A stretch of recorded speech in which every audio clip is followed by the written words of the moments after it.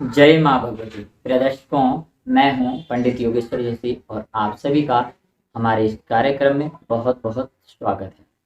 आज हम बात करेंगे मांगलिक योग पर कि मांगलिक योग किस प्रकार बनता है और कौन कौन सी ऐसी स्थितियाँ हैं जिसके होने से मांगलिक योग का परिहार हो जाता है, या आप ऐसे भी कह सकते हैं कि मांगलिक योग भंग हो जाता है, मांगलिक योग के अनिष्ट प्रभाव समाप्त हो जाते हैं। तो उसके लिए सबसे पहले हमें ये जानना जरूरी है कि मांगलिक योग बनता कैसे है। तो आप समझ लीजिए मांगलिक योग कैसे बनता है।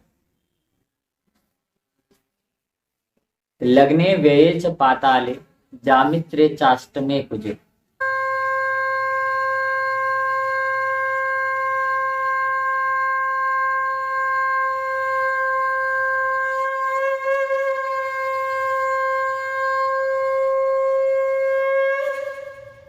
लगन भाव में, इस भाव में, लगन भाव में, यह लगन भाव है, पहला भाव। लग्ने व्यये च पाताले, व्यय भाव 12वां स्थान।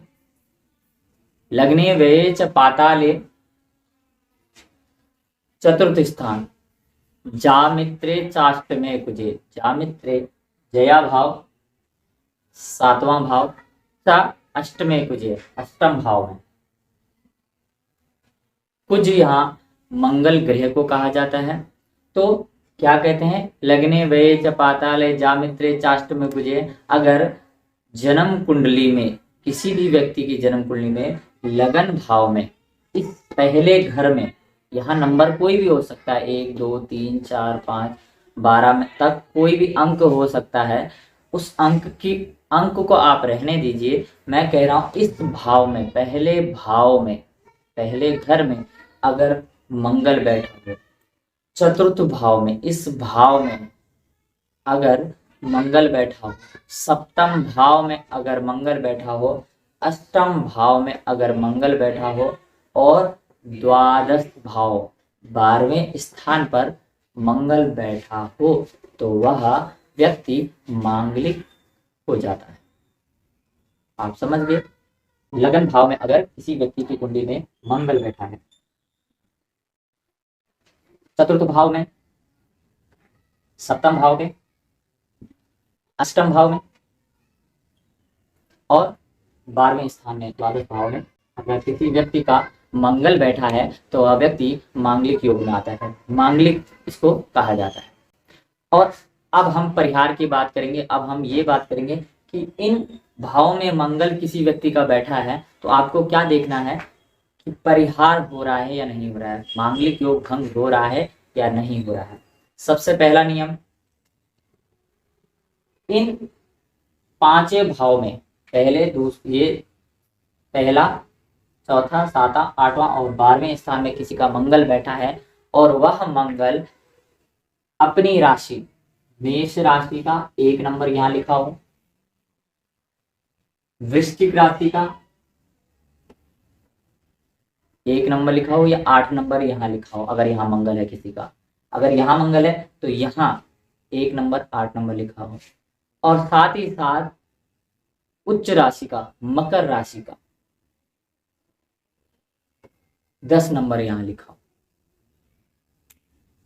मंगल लिखा हो, और मंगल इन अंक में लिखा हो, 1 नंबर में, 8 नंबर में और 10 नंबर का अंक इस भाव में लिखा हो, या इस भाव में, या इस भाव में, या इस भाव में, या 12वें स्थान, इन भाव में जहां भी मंगल हो, वहां अगर यह राशि आ रही है, 1 नंबर की राशि आ रही है, 8 नंबर की राशि आ रही है, या 10 नंबर की राशि आ रही है, तो वह मांगलिक योग भंग हो जाता है, वह मंगल भंग हो जाएगा, या मांगलिक योग नहीं कहा जाएगा।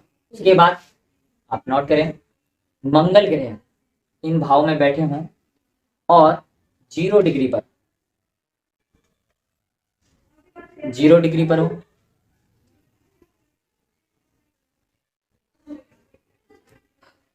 1 डिग्री पर हो,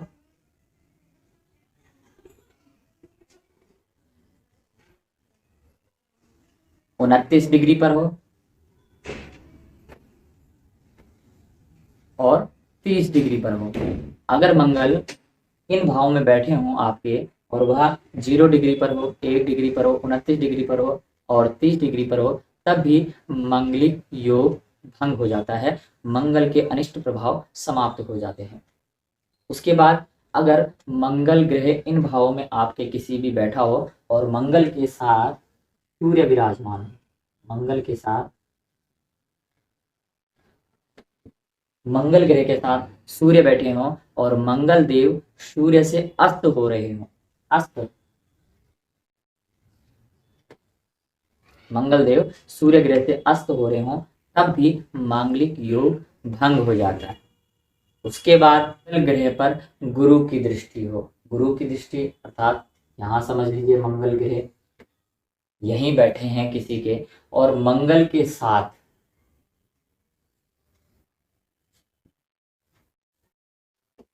बृहस्पति देव गुरु बृहस्पति ग्रह बैठ जाते हैं या उन पर दृष्टि डाल देते हैं।